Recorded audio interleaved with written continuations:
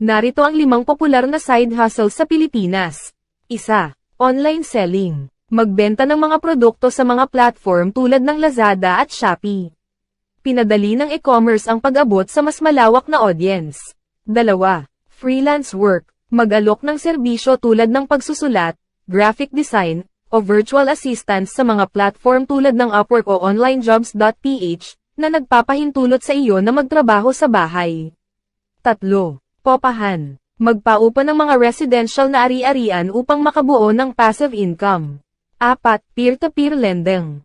Kumonekta sa mga umuutang at kumita ng interes sa pamamagitan ng pag-invest sa kanilang mga utang.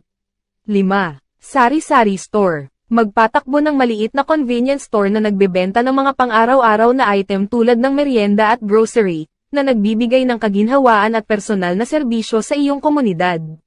Mag-like at mag-subscribe.